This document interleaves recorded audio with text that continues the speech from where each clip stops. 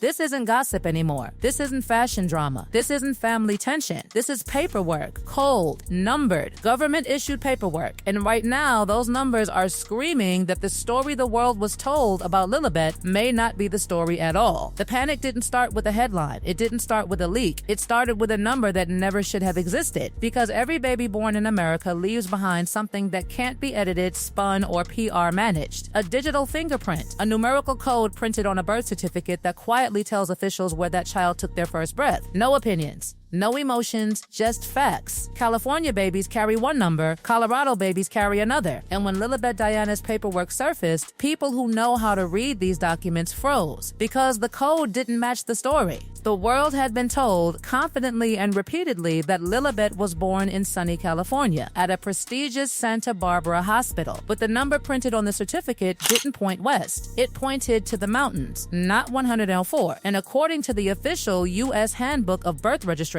that number belongs to Colorado, not California. 1,000 miles away, a different state, a different legal framework, a different truth. At first, defenders said it was a typo, a clerical error, a nothing burger. But numbers don't accidentally change states. And once people started checking, everything began to unravel. Because when investigators attempted to locate the official public registration of Lilibet Diana Mountbatten Windsor in California, they didn't find a record. They hit a wall.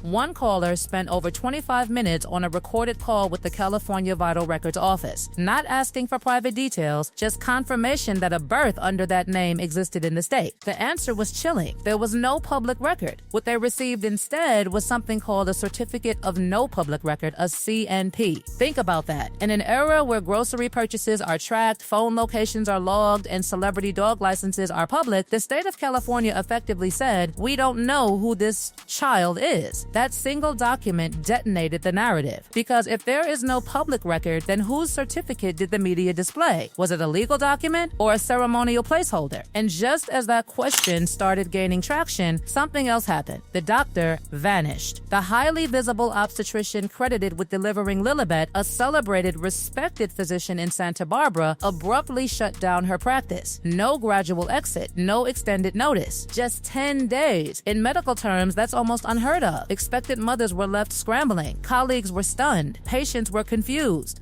The official reason? Personal health. But the timing raised eyebrows because her disappearance aligned perfectly with rising scrutiny around the birth certificate, and because her husband happens to run a high-end fertility clinic. Coincidence or pressure? When the doctor who supposedly delivered the baby disappears just as the paperwork is questioned, it doesn't close the story. It blows it wide open. Because now the focus isn't just on where the baby was born, but how. And that's where the monarchy enters dangerous territory. In the United Kingdom, succession is not symbolic. It's legal, and the law is blunt. To be in the line of succession, a child must be born of the body, naturally conceived, physically delivered by the mother. No surrogacy, no ambiguity. That's why royal births traditionally come with public doctor verification, that gold-framed easel, that signed declaration. But with Archie, it was missing. With Lilibet, it was absent again. And once people noticed that pattern, they started looking backward. The Archie story, when replayed slowly, raised questions no one wanted to ask at the time. 2 epidurals, a bathtub birth, home within hours. Any woman who has ever given birth knows how impossible that sounds. Then came the infamous interview moment when Archie was introduced to the world. Harry casually stated that babies change over 2 weeks. 2 weeks, except the baby was supposedly 2 days old. That wasn't a slip, that was a timeline crack. And when Parliament was asked to confirm Archie's birth details, the response was evasive. Records weren't produced, answers weren't clear, 1 anomaly becomes gossip, 2 becomes suspicion,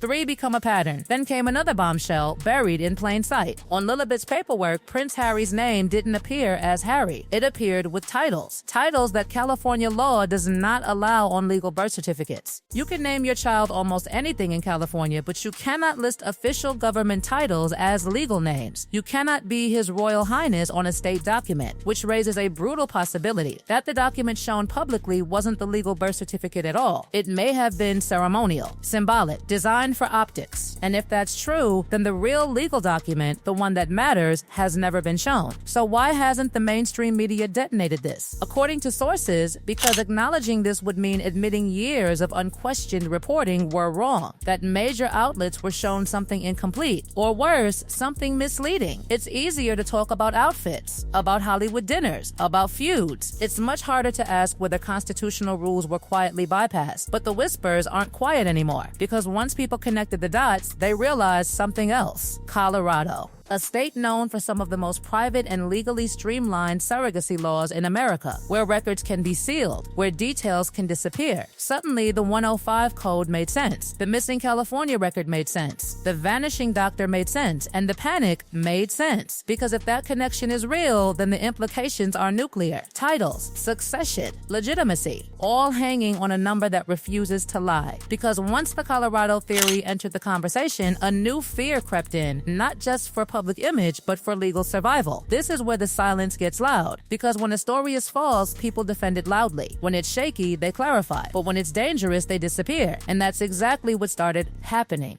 Doctors stopped speaking. Officials dodged questions. Statements became vague, recycled, carefully worded. And at the center of it all stood Meghan, not furious, not defiant, but panicked. Not the panic of bad press, the panic of exposure. Because if the 105 code truly leads to Colorado, then everything changes at once, not emotionally, legally. Colorado isn't just another state. It's a jurisdiction famous for ironclad surrogacy protections, paper trails that seal instead of expose, privacy laws that don't ask questions once agreements are signed. If a child is born via surrogate there, the records don't behave like California's. They vanish behind legal walls. And suddenly, every missing piece clicks into place. The absent public record, the incorrect state code, the ceremonial-looking certificate, the rushed disappearance of a key doctor. This isn't chaos, it's containment. And containment only happens when there's something to hide. Now rewind again, but this time not to the births, to the wedding. Because buried deep in palace paperwork was a name that should have been gone forever. Rachel Meghan Engelson. That name wasn't just history, it was legally present. When Meghan prepared to marry into the royal family, her identity had to be verified for the Church of England. Titles can be given, but legal names must be proven. And there it was, Rachel Meghan Engelson née Markle, years after her divorce. That detail didn't scream scandal on its own, but combined with everything else, it became another red flag. Another signal that legal identities weren't lining up with public narratives. In high-stakes institutions, paperwork isn't decoration, it's law. And when names linger where they shouldn't, it suggests unfinished business, or unresolved filings, or identities that don't transition cleanly. Again, not proof. But patterns don't need proof to be dangerous, they only need consistency. Now fast forward to today. Why now? Why is this exploding now? Because Tom Bauer isn't a gossip blogger. He's a forensic author. He doesn't hint, he documents. And according to insiders, what's coming isn't speculation. It's receipts, not emotions, not opinions, records. That's why the energy has shifted. Because once a birth story collapses, it doesn't just affect the parents, it affects titles, succession, constitutional legitimacy. The born of the body rule isn't symbolic, it's enforceable. If it's violated, titles can be stripped retroactively, lineage corrected, history rewritten.